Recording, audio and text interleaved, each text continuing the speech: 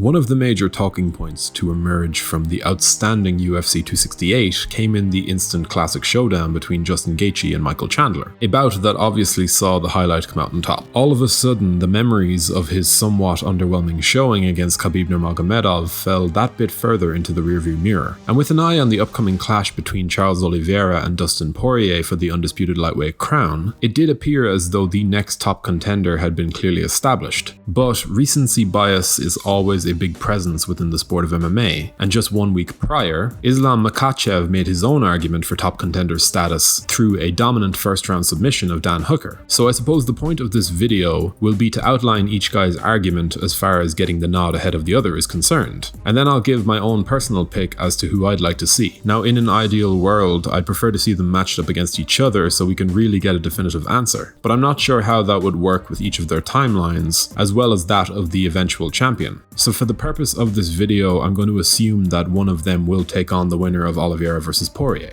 So let's get into it. I'll begin with Islam because he was the first fight of the two. Overall, the UFC career of Islam Makhachev has been a slow burn, due to that overbearing fighting style and how, during his time on the outskirts of the top 15, how it affected his ability to find willing opponents. This being a testament to his nightmarish approach inside the cage. A lot of these lightweights just didn't want to sign on the dotted line for a fight that offered very little in the way of progression within the rankings, while also posing a very serious threat to their own position. And it was understandable to some extent. Islam has looked like one of the best in the division for years, and with that win over Hooker, he finally has the number beside his name to show for it. And though he hasn't had the wealth of opportunities against top 10 opposition, he does have some excellent victories, including Drew Dober, and in particular the outstanding Arman Tsarukyan. His argument for getting the title shot ahead of Gaethje stems from the fact that he's on a 9-fight win streak, and he just managed to walk through Dan Hooker like he wasn't even there. And judging by his results, as his competition levels increased, albeit slowly, the fact that he's also on a streak of 3 submissions, when coupled with the eye test that we've had the opportunity to use on his performances, based on that, it's pretty clear that he's still getting better. We've definitely seen situations in the past where a contender has gotten a title shot for less than a victory over the number 6 guy and a 9-fight win streak. And sure, that is his highest ranked opponent by some distance. But again, if we're talking about the eye test and looking to single out title challengers based on what we feel they're capable of doing, everything from Islam's streak to his finesse inside the cage makes him a very viable candidate. On an extra important side note, I'm happy to announce that we here at MMA Dive are setting up a Patreon. So for those of you who wish to contribute to the channel's growth and also unlock some exclusive weekly content and opportunities to engage, now have the opportunity to do so. So if you're interested in buying the good folks at MMA Dive and myself the equivalent of a coffee, or maybe a pint of my beloved Guinness for the content we create, be sure to get involved now. The link is in the description.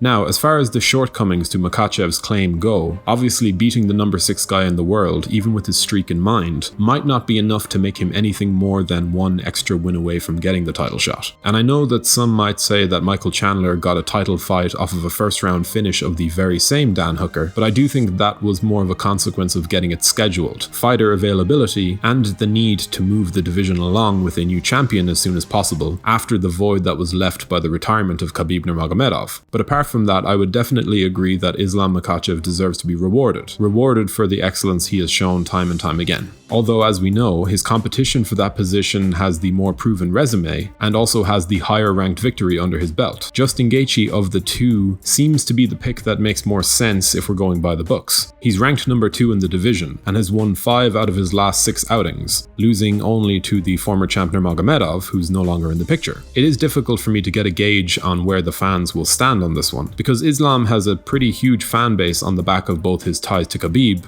and his own major popularity in many parts of the world. That said, I do think the promotion would prefer to make Gaethje the next contender, simply because of how unmissable a spectacle he is as a fighter. The man will sell tickets, and he seems like a sure thing for a pay-per-view event. The obvious drawback to his claim is his loss to Khabib, and how easy it was for the Eagle to find that second round submission, but based on their most recent fights, with both him and Islam in the win column, I think it's only fair to judge both of these guys based on a combination of their ranking, the caliber of their opponents, and the performance that they gave in their last fight. I certainly wouldn't be outraged if Gaethje was forced to fight one more time in order to solidify his merits as the next in line, but in saying that, I also think that it would make a lot more sense to make Makhachev be the one to fight one more time, given that he's never beaten or even faced a top 5 opponent. Again, in an ideal world, these two would battle it out for that top contender spot, and though it's unlikely to happen, I do edge Makhachev as my pick in that fight. Although I definitely would give this version of Justin Gaethje a far better chance of winning against Islam than I would have given him against Khabib originally. But if we are to assume that one of these guys is next for the belt, I think my pick would go to Gaethje, even if he just beat a guy who was ranked just one place ahead of Islam's win. I think more than anything else, it's down to my desire to see more of Makhachev within the top 5, because Gaethje's been fighting there for the majority of his UFC run. And yes, Islam has already proven that he is of that level, but when you have a contender above you who is fit, healthy and ready to fight, and the schedules align, if you're going by the book, you do have to side with the guy who is 3 ranking spots ahead. Now of course I wouldn't be upset in the slightest if Islam did get the shot, all power to him if he does. But for now, I'd rather see him tested against someone like Beneil Dariush. Let him make that major step into the division's top tier. Then, and only then, the stage will be set for a UFC championship debut that will be incredibly memorable. But of the two, who do you think deserves the next crack at the UFC lightweight title? And between Gaethje and Makhachev, who poses the biggest threat to the fighter you pick as the winner between Charles Oliveira and Dustin Poirier?